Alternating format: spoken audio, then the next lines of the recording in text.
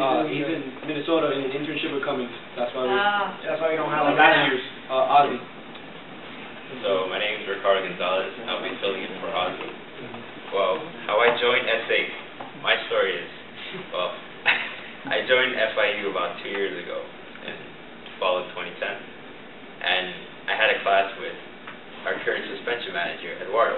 And Eduardo was always pestering me. He was like, yo, join SAE, join SAE. And I was always into cars since I was a little kid, so it was an interesting thing. But at the time, I had a lot on my plate, you know, from different commitments I had, so I pushed it off until fall of 2011, and then I joined.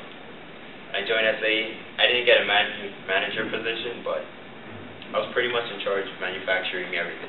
Not really in charge, but I was helping with building the frame, building any components needed for brakes, you know, using mills, and I got a whole bunch of on-hand experience using the machines, learning how to go from a drawing on a piece of paper to an actual product, and how you might design something on a simulation software, but when it translates to real life, considerations that you have to take into account.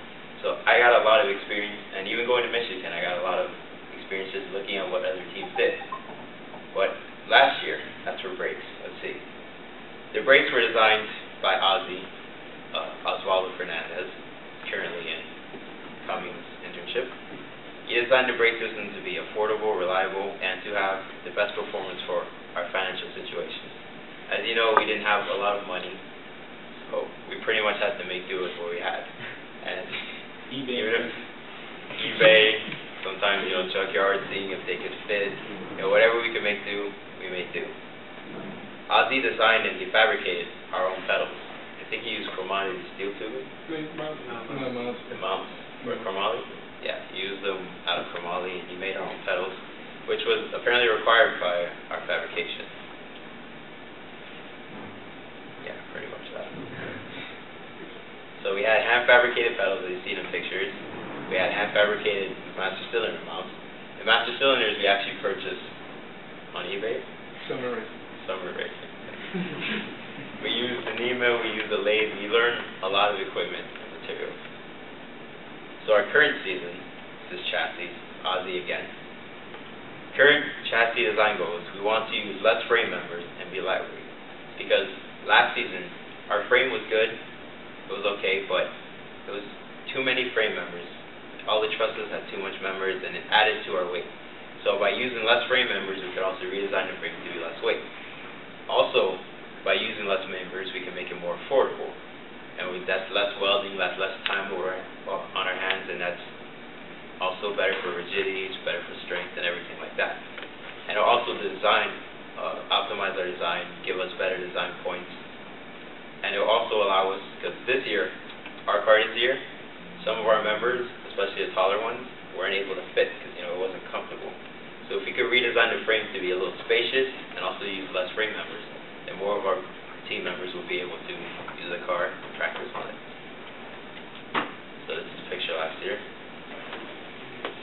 This is actually my part last year. I already explained it so you can see the points. I helped Alejandro with exhaust, I helped Ozzy with brakes, I helped Roth with suspension, and I did some of the interior and ergonomics work. Current year, I'm in charge of design of brakes and drivetrain. So my goals for this year, I want to make custom wheel hubs, which will be less restrictive in what kind of size rim we use, because we had a problem when we had our rims that our brake rotors didn't actually fit. So we had to custom make everything, and it was a big hassle. Sad face. We also want to do custom axles so that we can make them out of material that's more lightweight, and also we have more design freedom. So we can make the car as we want to and make it better. And also we want to include a limited slip differential, because last year we ran an open differential, and for racing that's pretty much not that good. It's not. What does that mean? Well, in a differential, when you take a turn on a car, the inside wheels, they have less space, they have less distance to travel than the outside. So what a differential allows the tires to do is that the drive wheels will be able to rotate at different speeds. So an open differential, usually what happens is that the torque is transmitted to the wheel with the less resistance. So if you're turning and one of your wheels slips, then all your engine torque will go towards that wheel, and you'll be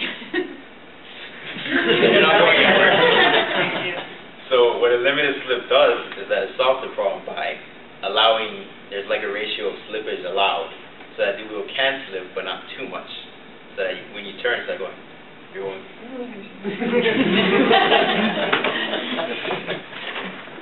Also, what I want to do next year is I want to make lightweight floating rotors. Now, what floating rotors is pretty much, on the picture, it's a two-piece design. So you have one piece that attaches to the hub, and the other one, which is the blade, this blade hub. But it allows a little bit of play, and what it is allows a greater amount of heat transfer, so that you get more control and more feel during extreme braking conditions. But also the play allows the rotors and the pads to match up, so that any kind of imperfection can be fixed and you have greater contact area. So I want all these goals while being cost effective, because money is kind of an issue. So let me not get too crazy in my head. Now I'll turn it over to James, which is our ergonomics student.